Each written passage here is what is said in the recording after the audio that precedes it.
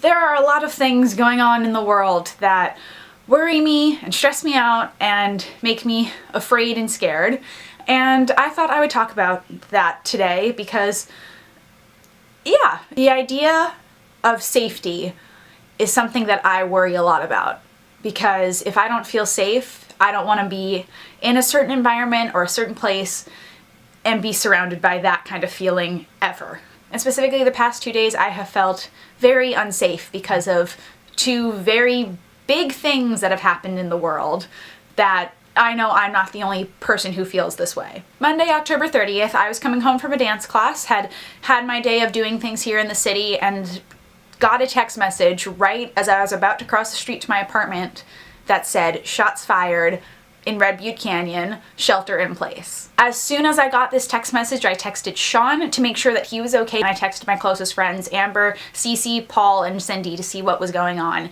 And they texted me and said they didn't really know either, but they had gotten this text, but they were on lockdown, either in a building on campus or way off campus. And Sean texted me back and he was driving home from class. I was so freaked out about everything that was happening at the University of Utah with this shooting because even though I was across the country, I had been to near and to that location of where the shooting was happening because friends lived up there, and that's where on-campus things happened, and my dorm was not that far away from there for my first 2 years of school. As the night went on, I kept texting all of my friends and asking them, "Are you okay? Are you on lockdown? Are you away from campus? What is going on? Just let me know that you're safe." As the night kept going on, I kept watching more police live feeds, getting more updates on my phone through email and text from the university, and just still being scared for everything that was going on and not knowing what was really happening because there was a shooter on my university's campus. When I woke up this morning, I was terribly horrified and saddened to hear that a student named Chenwei Guo had been killed by this shooter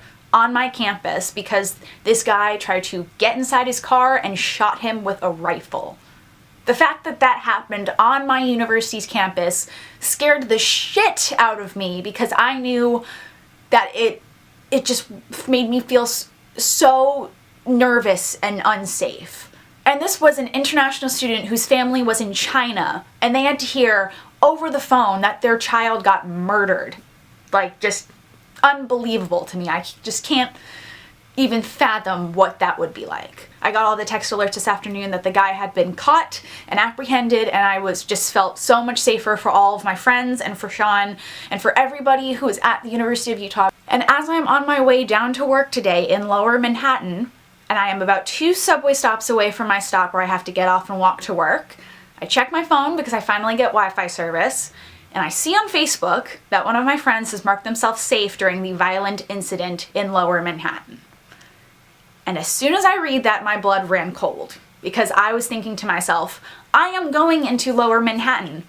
This could all be happening right near my job. And as I am able to get more Wi-Fi services and as I'm walking to work, I see that this is happening just about 1.5 miles away from my job. So that made me even more nervous and scared and terrified for my life because I didn't really know what was going on at that point. When I was able to finally look up on my Google Maps and see that Chambers Street was not that far from me, that made me so scared. I got to work, felt a little bit better, and started my shift, but as I kept thinking about it and talking about it with my other coworkers and like getting more and more information and text alerts on my phone and like different things come up, I just couldn't stop shaking the entire time I was there. The entire time at work, I just kept cycling it through my mind of wondering what could be happening. Are all of my friends who are here in New York safe? What is going on? I texted my friends who are in New York and asked them what was going on, if they knew anything more, if they were okay, and they were all safe, but some of them were like me, very close to the whole situation that was happening and scared just like I was. And I didn't know that this attack that happened was a terror attack until I got off work. So that made me even more terrified about it. And on my way home from work, sitting on the bus, I was just freezing, 1, because it was cold, but 2, because I couldn't shake that feeling of fear from my mind or from my body. I am so thankful for all of the first responders in New York and the New York Police Department for taking care of the situation and making sure that it stayed contained where it was, and even though there was a loss of life, that it was taken care of in the proper way, and that the man was taken into custody, and that everything was made to feel as safe as it possibly could be in that situation. And New Yorkers have a lot of resilience for this, because this has happened more times than it should have happened. 9/11, every other terrorist attack in the country that has ever happened. It has happened too much, and it's something that just needs to stop. My thing is just being afraid of wondering if I walk out of my apartment if something will happen down the street or right in front of me. And it's not just being in New York that I felt that way. I felt that way in Salt Lake. I felt that way in Jersey. It's just the fear of the unknown of something happening, especially because today I was much closer to it than I've ever been in my life. I'm definitely not the only person in this situation who's dealing with thinking about everything that happened in Salt Lake, or being there at the University of Utah last night and dealing with the situation today in New York City, or having family or friends be here. I don't know how many people are gonna watch this video or whatever, but please just listen to this plea. Everyone. Can we just stop the violence, please? Like, for everyone's sake, we don't need to kill anybody anymore. We don't need to have these terror attacks.